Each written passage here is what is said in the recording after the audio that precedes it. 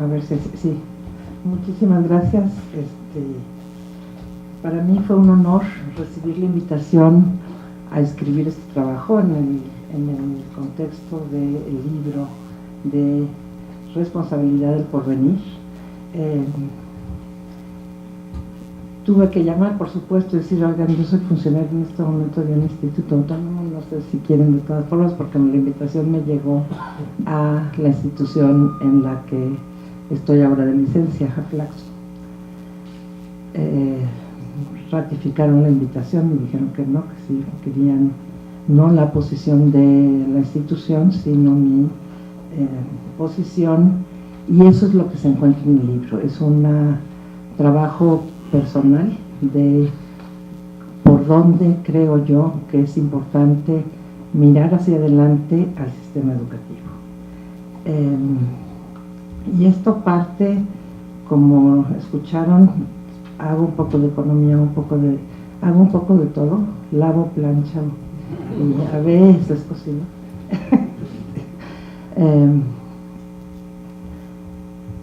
Pero hay una cosa que siempre ha conducido mi trabajo, y que es una mirada hacia el problema de la igualdad, cómo acercarnos a una sociedad justa, ¿sí? Entonces el tema de justicia es mi horizonte, y por ello me es muy grato estar en este espacio. Y quiero empezar por ahí, por el horizonte. En el capítulo es el último párrafo. En esta presentación es el primero. Inicio por mi horizonte, que no es ni poesía, no es demagogia, es de verdad una convicción y una dirección hacia donde creo que el trabajo que he realizado en mi vida está orientado, y cada vez lo está más. ¿Cuál es la clase de espacio colectivo al que aspiramos? ¿Por qué nos dedicamos a educación y por qué es importante que nos dediquemos a educación? El espacio colectivo al que aspiramos se puede resumir en tres grandes ideas que están tomadas de teoría de justicia, no me las inventé, son teoría de justicia e igualdad. Primero, que todos los derechos se avalen para todas las personas. Creo que esto es algo que se ha discutido en este espacio. Segundo, que el objetivo de la garantía del derecho a la educación sea desarrollar, maximizar y hacer expandir las capacidades de todos y cada uno de las personas que están en el territorio. Y por último, ¿para qué quiero hacer eso? ¿Para qué queremos maximizar las capacidades de todos? Bueno, queremos hacerlo porque solo así podrán ejercer su libertad para elegir la clase de vida que valoran y la clase de vida que valora la sociedad. Ese es el para qué, y es la mejora constante en donde encontramos la posibilidad de libertad sustantiva para lo que aprecian todos los sujetos y para desarrollar todas sus capacidades. La sociedad mexicana le ha conferido, y aquí me sumo a lo dicho en la mesa anterior, está la Constitución, no hay que sacar de la manga muchas cosas. Habría que corregir alguna redacción, pero los valores ahí están. Le ha conferido a la educación un estatus de derecho, y es un derecho que es estratégico y que es fundamental y fundante. Constituye una puerta de entrada para la comprensión y aprobación de todos los derechos por parte de todas las personas, y hay un consenso fundamental de que esta educación es importante para el Estado, para las personas, y no debe ser nunca vista como una dádiva animosa o una concesión del Estado. Voy a identificar algunos de los aspectos de donde parte la reforma del 2013, la reforma educativa, y los temas que a mi juicio, en lo personal, creo que están pendientes, sea por acción, sea por omisión. Intento con ello contribuir a los debates de futuro. El sistema educativo en México creció impresionante, mucho más que el ritmo de su población, y las dos cosas lo hicieron explosivamente. El siglo XX caracterizó un espacio en la cobertura educativa, ¿sí? Se alcanzó poblaciones que no habían sido, que habían sido insospechadas al inicio de este siglo para alcanzar educación. Pero al mismo tiempo encontramos el final del siglo. Los números no los voy a dar, creo que no vale mucho la pena, mejor me concentro en las ideas. Al mismo tiempo, México se ubica entre los últimos lugares de desempeño en las pruebas internacionales en términos de los países de la OECD, y las mejorías del aprendizaje están, pero son lentas. Sí es significativo, por otro lado, una pequeña luz de avance, que es una reducción en la brecha del conocimiento entre las distintas cohortes que se han estudiado por la prueba de PISA, y representa, a mi juicio, un dato alentador en términos no solo de la disminución o de la atender un poco mejor el conocimiento, sino para disminuir la desigualdad de este país. Esto podría plantear un escenario potencial mejor para los años futuros, que hay que intentar, que hay que sacarle jugo y que hay que construirlo. El porvenir, como se entiende en este libro, se construye, no es algo que esté dado. Si bien hay todos estos avances, no los voy a detallar, pero siguen habiendo muchos pendientes. Las principales características que identifican los problemas en el sistema, voy a hacer un listado, no es exhaustivo, ni pretende estar estructurado, ni ordenado. Una desigualdad profunda, desigualdad inicial en los recursos en los centros escolares, en una débil construcción del liderazgo escolar, climas escolares poco propicios para el aprendizaje, y eso para mí es de las cosas más importantes. La supervisión escolar concentrada en temas de control administrativo, poca atención a los problemas pedagógicos, deficiente formación inicial y de desarrollo docente, de formación continua para los docentes a lo largo de su desarrollo profesional, complejidad en los tramos de control administrativo muy complicados. Es un sistema que atiende 35 millones de gentes, y la variedad y surtido rico que hay entre todas las entidades, todas las modalidades y todas las ofertas de educación en este país es muy, muy grande. Dificultad para saber qué es lo que realmente está sucediendo en las escuelas, cómo es cada escuela y qué resultados tiene. Pésimo control sobre los agentes escolares, y todo esto se enmarca en algo que lo sabemos, es la presencia de una asociación sindical que como tal tiene un gran valor, protege el derecho de los trabajadores, pero que se extendió su control a asuntos no laborales. A grandes rasgos, este fue el gran escenario con que se plantea la reforma. La reforma arranca con un marco jurídico de los cuales voy a destacar muy poquitas cosas, más bien solo tres. Uno, lo que hace es agregar la noción de calidad. Mi primera reacción fue la de muchos, pues obviamente el derecho a la educación es una educación de calidad, pero en el obviamente siempre se esconden todos los demonios. Y entonces es, desde mi punto de vista ahora, y una vez que uno le da vueltas al tema, el tema de la exigibilidad de ese derecho tenía que ser explícito. La calidad hoy no es solo un atributo de la educación, es un derecho humano exigible. Eso creo que le da un gran valor. El segundo punto es el tema de reconocer y hacer valer el mérito profesional. Que se haya implementado de maneras complejas, eso es otro asunto, pero el reconocimiento del valor que tiene el mérito profesional en la edificación de un sistema educativo para elevar la calidad, pone el centro a la labor docente y lo reconoce al docente como un actor fundamental.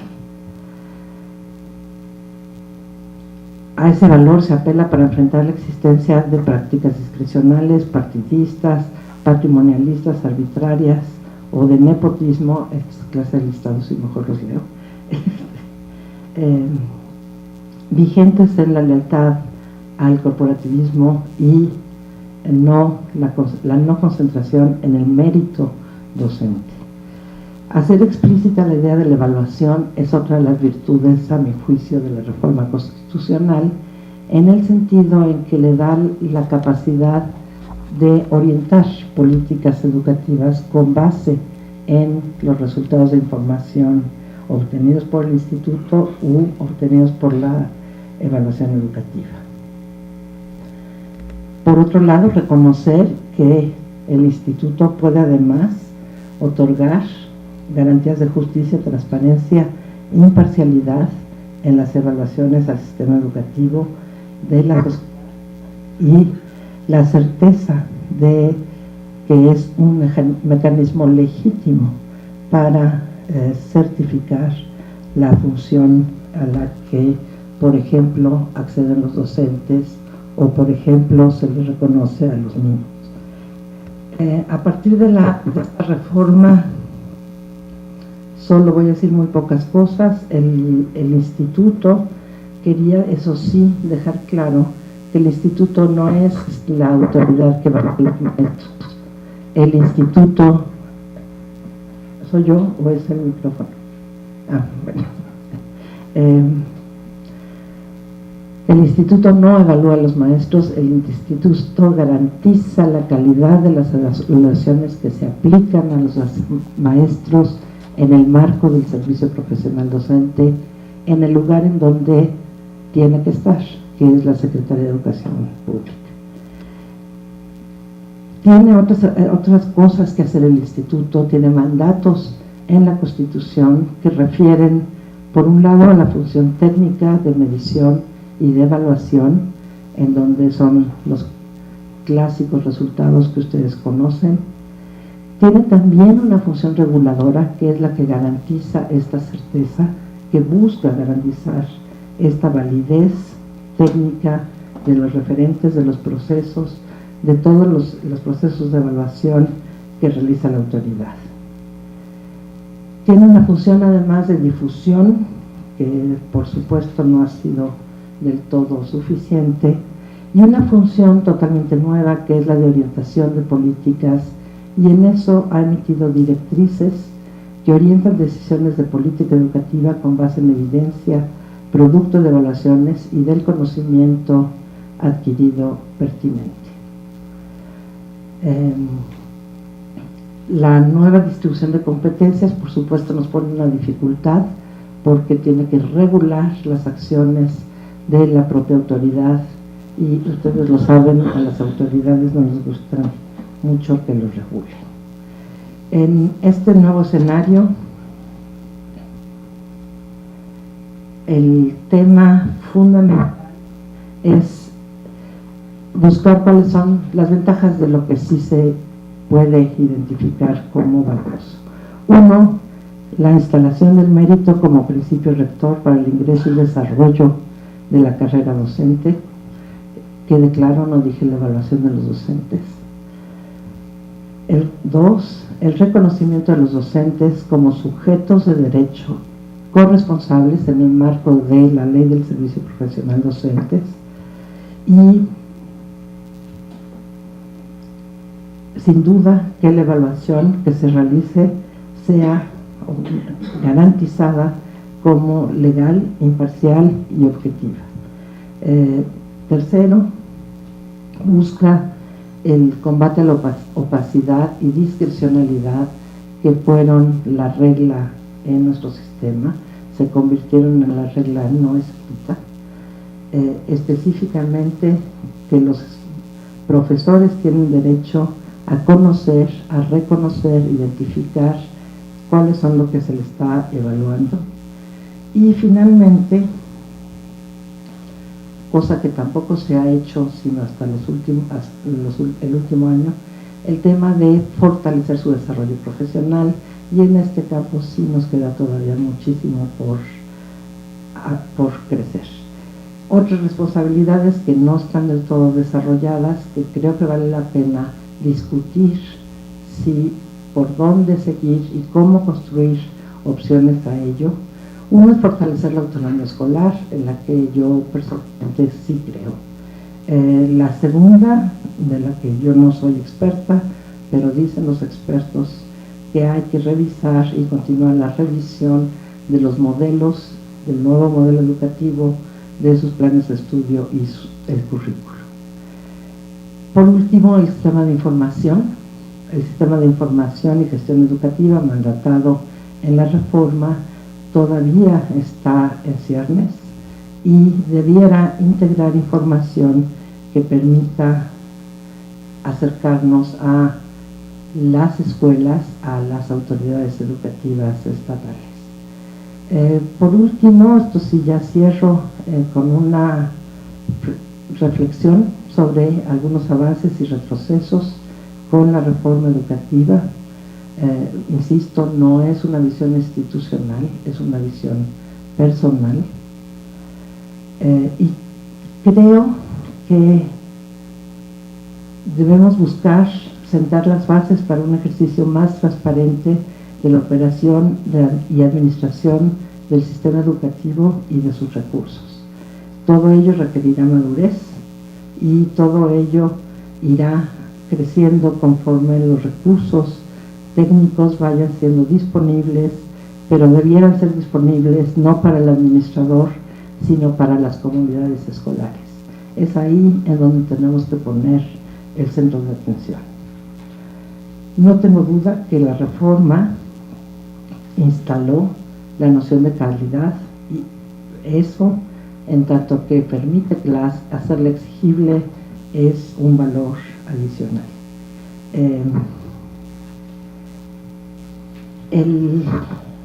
Estoy consciente que vivimos en un país de una tradición legalista, entre comillas, es decir, está escrito en leyes, pero cúmplase en el pellejo de mi compadre. Aquí no.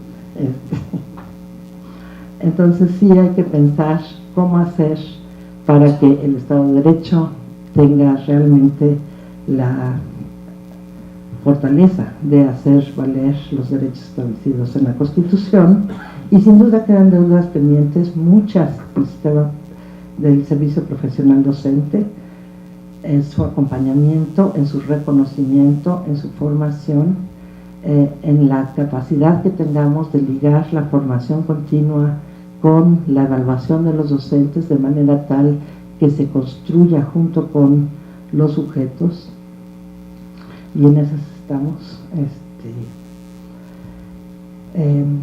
Y todavía tenemos que pensar en cómo hacer que la función normativa de la evaluación tenga un valor en la formación de las personas, docentes, alumnos, administradores. Me atrevo a decir que lo que hizo la reforma tampoco siguió de un diagnóstico. Nunca conocí un diagnóstico que dijera cómo era el sistema mexicano en este momento, en particular en términos de los docentes. No sabía, creo, la gran heterogeneidad de las plazas docentes y sus tipos, la diversidad que se presenta entre entidades federativas, la falta franca, ausencia total de información, y da la impresión de que no sabían lo que significaba lo que se estaba proponiendo en términos, por ejemplo, de evaluación. Ya me pasaron la tarjetita amarilla, por lo que creo que hay que pensar no solo en el déficit de cobertura formal, sino la cobertura esa que no nos acordamos que existe, que son los niños antes de entrar a la escuela, la primera infancia, no está todavía en la vista de los actores.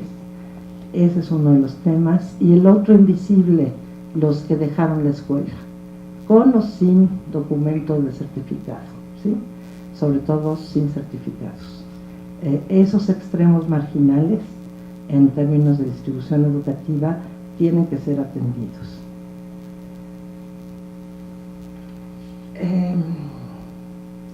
Creo que este tipo de reflexiones debiéramos hacerlas con mucho mayor frecuencia que cada 6 años, porque cada 6 años ponemos todo el porvenir en manos de algún o algunos personajes, y ese porvenir no es construido por ellos. El porvenir es construido todos los días por todos los sujetos, y por eso la primera frase, el espacio colectivo al que aspiramos debe ser avalar el derecho para todos, garantizar la educación para todos como desarrollo de capacidades para todos, y el ejercicio de la libertad de los sujetos para elegir su camino de vida. Muchas gracias.